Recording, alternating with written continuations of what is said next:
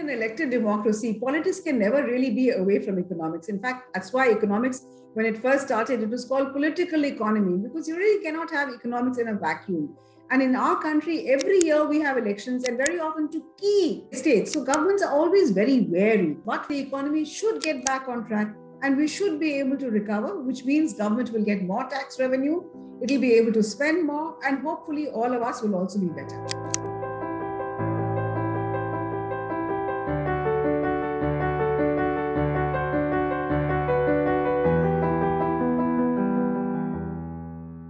I think one could safely say that but for the elections in key states like Uttar Pradesh and Punjab, both of which were vitally affected by the farm laws, but for the elections, perhaps the government would not have backtracked. So this is a factor that unfortunately governments have to consider. I say unfortunately because I'm talking as an economist. Most political scientists will say, well, you cannot really assume. Economists are always living in their ivory towers. They presume that you can frame laws that don't really have the sanction of the majority of the people. But here the problem is that these laws did not have the sanction of a part of the people, a section of the people. But that is a section that was going to the elections. So hence government, I think, was forced to backtrack. And that's not the only minus that reforms the government will have perhaps to soft pedal on the reform movement. There is another budget implication. So the fact is that food subsidy, because the government had to continue with MSP, the government had to announce extravagant increases in the minimum support price, the food subsidy bill is anticipated to increase almost threefold as compared to what it was anticipated in the budget. Because at the time of the budget, the government was very sure that it will go through with these farm laws. Slowly, the burden created by MSP, the food subsidy, will come down. So the government had made a realistic, perhaps conservative estimate of the food subsidy. But unfortunately, because the government had to continue with MSP, announce extravagant increases in MSP, and go all out and procure to assuage the fears of the farmers. So what we're seeing is that the food subsidy bill is going to be almost 3 times what the budget estimated, as a result of which the entire country is going to have to pay, as I said, for the sins, quote unquote, of the government in having to roll back the farm laws. And we are going to see the impact directly on the budget. Higher food subsidy, hence higher government expenditure, and hence higher fiscal deficit. And that is something that all of us will feel the pinch of, because higher fiscal deficit means higher government borrowings, and that has implications for the interest rates that we as savers will get on our savings, and borrowers will have to pay on their borrowings.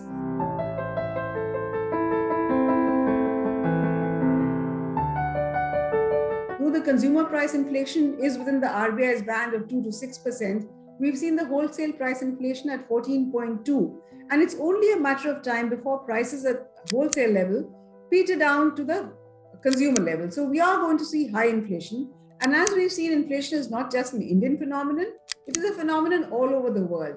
And central banks all over the world, especially the US Federal Reserve, are beginning to tighten. So the options for the Reserve Bank of India in terms of supporting growth are slowly running out. So government will have to step up and start spending. The question is, does the government have the capacity to spend? Does it have the money? Unfortunately, one big hope was disinvestment revenue. This year, the government had expected to raise as much as 1.75 lakh crores from disinvestment. Unfortunately, except for Air India, from which we're going to get a very small amount, none of the other big ticket items, especially LIC and BPCL, have not really happened. The hope is that the LIC IPO, we still have time. We still have till the end of March for the LIC IPO to go through. If that goes through, government will be able to garner more resources. But as on date, the government has managed to get barely 5% of that entire disinvestment target. So unless government gets some more by way of receipts, it will not be able to spend in order to support the economy. So I'm afraid it is going to be a long haul up to get out. The stagflation is perhaps a slightly strong word to use, because the economy is growing at 9.2. We can't say it's a stagnant economy, but we certainly are not growing at the pace at which we could grow or at the pace at which we need to grow. So that really is the tragedy, that government will have to support the growth. Where is it going to find the resources in order to do that?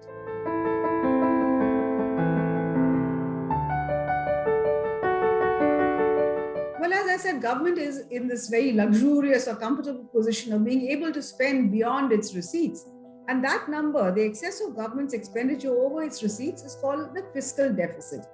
As a percentage, you take the total amount of the fiscal deficit divided by the GDP or the gross domestic product, and that gives you the fiscal deficit ratio. This year, we're expected to end the fiscal year with a fiscal deficit of 6.8%. Now, why is this important, and why do economists worry when the fiscal deficit becomes very high? At 6.8%, we're way above the ideal number of about approximately 3%. Now, why does a fiscal deficit matter? The fiscal deficit matters because, as I said, the government has only basically three ways of financing its excess expenditure, either through taxation, by printing money, or by borrowing. Now, obviously, as I said, printing money is a no-no because it just leads to inflation, and we already are at very high inflation. Borrowing is the next means. Taxation, as I said again, we as citizens don't like to pay taxes, and we already feel, the middle class particularly already feels that we are doing more than our share. It is a non-salaried class that is not paying its taxes. So paying taxes is not an option. So the third option really is borrowing. Now, when the government goes to borrow, it has to borrow at a certain price.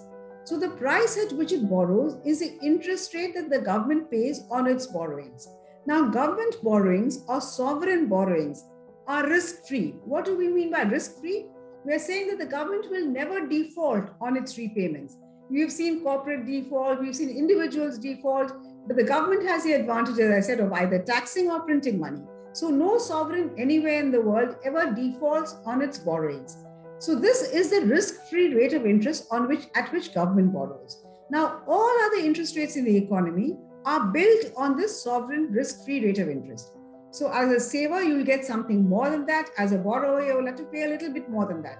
So if the government borrows at a very high rate of interest, anybody who has a housing loan, a car loan, a tractor loan, any other kind of loan will have to pay a higher rate of interest as well, which is why all of us as citizens need to worry when the government's fiscal deficit is very high, because as borrowers, we will pay more. As savers, we might get a little bit more. But as you know, in a country like India, which is very poor, people don't have that much of savings.